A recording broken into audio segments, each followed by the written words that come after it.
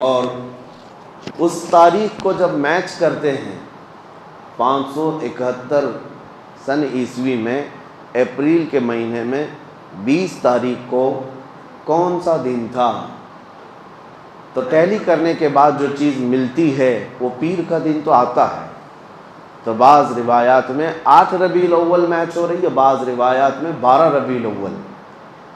تو بہرحال جو بھی ہو، لیکن ربیع الاول شریف کا مہینہ اس بات کا سب کا اتفاق ہے کہ ربیع الاول شریف کا مہینہ حضور پاک صلی اللہ علیہ وسلم کی ولادت کا مہینہ ہے۔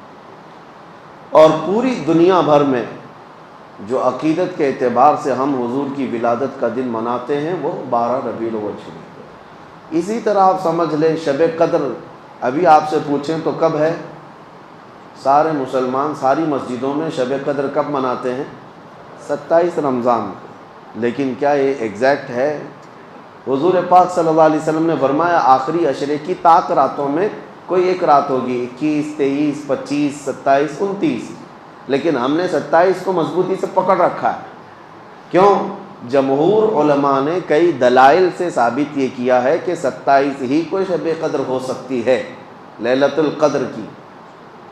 ان کا غالب گمان ہے اور اکثر علماء کا اس بات پر اتفاق ہے، اور رب ذوالجلال کی سنت ہے کہ مومنین جس بات کو اچھا سمجھتے ہیں وہ اللہ کے نزدیک بھی اچھا ہوتا ہے۔ کثرت سے ایمان والے جس بات کو اچھا سمجھتے ہیں وہ اللہ کے نزدیک بھی اچھا ہوتا ہے۔ اب 12 ربیع الاول شریف کا معاملہ یہی ہے، بعض لوگ جیسی میلاد کا مہینہ آئے گا ربیع الاول کا، بہت سارے لوگ دلائل پوچھتے رہتے ہیں، میاں تاریخ تو 8 کی ہے، آپ 12 کو کر رہے ہیں، حضور کی ولادت ہی کرنا ہے تو پھر 8 کا ہے، 12 کا اختلافات ہے، لہٰذا تم کیوں کر رہے ہو اس طرح؟ ان کا مسئلہ 8 اور ربیع الاول کا نہیں ہے، ان کا مسئلہ صرف یہی ہے سوائے ابلیس کے جہاں میں سبھی تو خوشیاں مناتے ہیں۔ ان کا مسئلہ صرف یہ ہے کہ منانا ہی نہیں ہے۔ آپ ان دلیل پوچھنے والوں سے صرف اتنا کہیں کہ ٹھیک ہے میاں ہم 12 کو کر رہے ہیں، آپ 8 کو کر لیں، دونوں قول پر جمع ہو جائے۔ نہیں، انہیں نہ 8 پہ کرنا ہے نہ 12 پہ کرنا ہے، محض اختلاف اور انتشار لوگوں کے ذہن میں سپریڈ کرنا ہے۔ بہرحال آپ کو ایک تاریخی روایت میں نے آپ سامنے رکھی، نبی پاک صلی اللہ علیہ وسلم کی ولادت پاک ربیع الاول شریف کے مہینے میں ہوئی، اور جمہور علماء یعنی اکثر امت کا اس بات پر اتفاق ہے کہ وہ 12 ربیع الاول شریف اور پیر کا دن تھا۔ اب آگے آئیں ولادت کے مختصر حالات۔ حضور پاک صلی اللہ تعالیٰ علیہ وسلم کی والدہ ماجدہ سیدہ بی بی آمنہ رضی اللہ تعالیٰ عنہا نے خود جو روایتیں بیان کی، ظاہر سی بات ہے ماں نے جو کہا ہو اپنے بچے کی ولادت کے لیے وہ سب سے معتبر قول ہے، سب سے مستند قول ہے۔ انہوں نے خود فرمایا کہ رجب کے مہینے میں حمل قرار پایا تھا، جمعہ کا دن تھا، نبی پاک صلی اللہ تعالیٰ علیہ وسلم کے حمل کو رجب کے مہینے میں قرار پایا، جمعہ کا دن تھا۔ یہ حضرت آمنہ رضی اللہ تعالیٰ عنہا کی روایات ہے، اور فرماتی ہیں حمل کے قرار پانے کے بعد کبھی بھی حضرت بی بی آمنہ فرماتی ہیں مجھے حمل کے جو درد ہوتے ہیں کبھی نہیں ہوئے، جو عام عورتوں کو ہوتے ہیں کہ کبھی پیر بوجھل ہو گئے، سر چکرانے لگ گیا، جسم بھاری ہونے لگ گیا، اس طرح کی کوئی تکلیف حضرت آمنہ فرماتی ہیں 9 مہینوں میں کبھی نہیں ہوئی۔ اور پلس اس پر مزید یہ کہ ہر مہینے حضرت بی بی آمنہ کہتی ہیں خواب میں کوئی نہ کوئی نبی آتے اور مجھے بشارت دے کر جاتے۔ کبھی حضرت موسیٰ علیہ السلام تشریف لائے، کبھی ابراہیم علیہ السلام تشریف لائے، اور پھر یہاں تک کہ سفر کا مہینہ ہوا تو جبرائیل امین علیہ السلام کی آوازیں انہوں نے سنی کہ کہہ رہے تھے کہ اے فرشتوں صف بستہ کھڑے ہو جاؤ، اللہ کا محبوب آنے والا ہے۔ حضرت بی بی آمنہ فرماتی ربیع الاول شریف کا مہینہ ہوا تو میرے گھر پر ہمیشہ کچھ گنگنانے کی آوازیں آتی، یہ وہ حوران جنت تھیں جو حضور پاک صلی اللہ علیہ وسلم کی آمد پر خوشیاں منا رہی تھیں۔ اور پھر حضرت بی بی آمنہ رضی اللہ تعالیٰ عنہ فرماتی ہیں ولادت کا دن تھا، یعنی 12 ربیع الاول شریف، اس سے ایک دن پہلے وہ کہتی ہیں اچانک میری پیشانی میں ایک درد سا ہوا، یعنی ایک جھٹکا سا ہوا، اور پھر ایک نور ظاہر ہوا، ایک روشنی نکلی، اور وہ روشنی اتنی تیز آگے بڑھتی گئی۔ حضرت آمنہ فرماتی میں مکہ میں بیٹھ کر کے ملک شام کے محلات دیکھ رہی تھی، عراق میں شہر بصرہ کو میں دیکھ رہی تھی، مکہ سے ملک شام اور بصرہ کوئی 100-200 کلومیٹر بھی نہیں، ہزاروں کلومیٹر دور ہے، اور حضرت آمنہ فرماتی ہے میں وہاں تک کے حالات کو اپنی آنکھوں سے مکہ میں بیٹھ کر دیکھ رہی تھی۔ تو حضور پاک صلی اللہ علیہ وسلم کی ولادت یہ عام ولادت نہیں تھی۔ اور پھر فرماتی ہیں کہ جب رات کا وقت گزرا اور صبح صادق سے پہلے میرے گھر میں 3 عورتیں آئیں اچانک۔ میں گھبرائی کہ مکہ کا محلہ اس وقت سنسان تھا، میرے گھر میں 3 عورتیں آئیں۔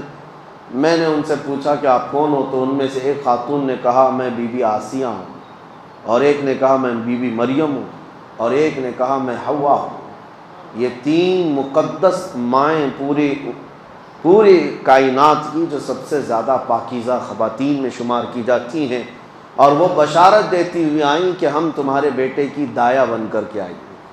پھر نبی پاک صلی اللہ تعالیٰ علیہ وسلم کی ولادت پاک ہوئی۔ حضرت بی بی آمنہ فرماتی ہیں اچانک کمرے میں ایک تیز روشنی بجلی جیسی چمکی، اور پھر حضور پاک صلی اللہ تعالیٰ علیہ وسلم ظاہر ہوئے، اور اس حالت میں ظاہر ہوئے کہ غسل دیے ہوئے تھے۔ کوئی دنیا میں بچہ اس طرح نہیں آتا، لیکن حضور پاک صلی اللہ علیہ وسلم غسل دیے ہوئے تھے، اور کسی نے حضور پاک کے جسم کو نہیں دیکھا۔ حضرت بی بی آمنہ فرماتی ہیں وہ سجدے کے عالم میں تھے، اور تیز خوشبو پورے کمرے میں مہک رہی تھی۔ اور اس کے بعد حضرت بی بی آمنہ فرماتی ہیں میں نے اپنے بیٹے کے چہرے پر نظر ڈالی تو دیکھا سرما بھی لگایا ہوا ہے اور عطر میں بھی معطر ہے۔ اور اچانک پھر 3 لوگ میرے گھر کے اندر داخل ہوئے۔ آتے ہی میں ان کو نہیں پہچانتی تھی، وہ 3 اللہ کے فرشتے تھے۔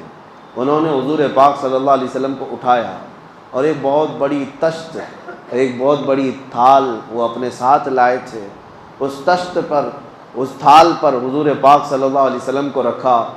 ریشم کے کپڑے سے حضور پاک صلی اللہ تعالیٰ علیہ وسلم کو ملبوس کی، یعنی ایک نرم ملائم کپڑے سے حضور پاک صلی اللہ تعالیٰ علیہ وسلم کو ملبوس کیا، اور پھر جو ان کے ہاتھ میں تشت تھا اس سے نبی پاک صلی اللہ تعالیٰ علیہ وسلم پر انہوں نے پانی بہایا۔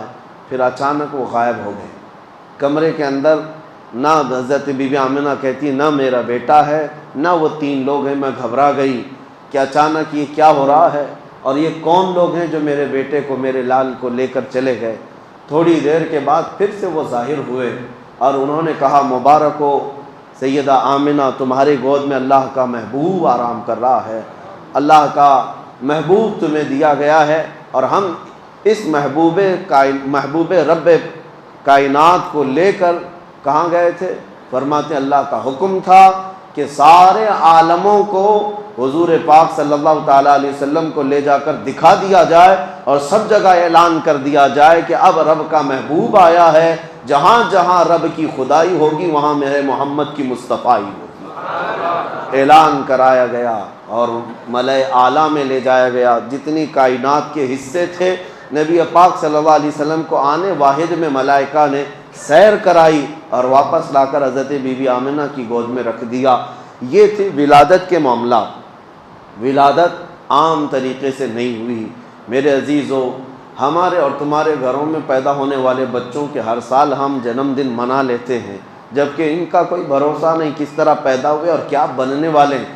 لیکن اس کائنات کے عظیم آقا محمد رسول اللہ صلی اللہ علیہ وسلم، جن کا دنیا میں آنا بھی سب سے نرالا اور جن کا پیدا ہونا بھی سب سے پاکیزہ، ان کی حیات اعلیٰ، ان کی ممات اعلیٰ، ان کی زندگی اعلیٰ، ان کی وفات بھی اعلیٰ، نبی پاک صلی اللہ تعالیٰ علیہ وسلم کا آنا سب سے انوکھا اور سب سے نرالا تھا۔ اس لیے پوری کائنات کو چاہیے کہ وہ یادیں ہمیشہ قائم رکھیں، وہ یادیں ہمیشہ قائم رکھیں۔ یہ حضور صلی اللہ علیہ وسلم کی سیرت کا باب ہے۔ بچوں کو بھی یہ ٹرانسفر کرنا ضروری ہے، یہ نقل کرنا ضروری ہے کہ حضور پاک صلی اللہ علیہ وسلم کس طرح پیدا ہوئے تھے۔ ادھر ادھر کی کہانیاں سنانے سے بہتر ہے کہ میرے مصطفیٰ کی سیرت بچوں میں منتقل کی جائے۔ اللہ کریم نبی پاک صلی اللہ تعالیٰ علیہ وسلم کی سیرت پاک کے سچے گوشوں پر ہمیں عمل کی توفیق نصیب فرمائے، اور ہمارے سینوں کو رب تعالیٰ حضور کی سیرت سے جگمگائے اور روشن و تابناک فرمائے۔ وآخر دعوانا الحمد للہ رب العالمین۔ السلام علیکم۔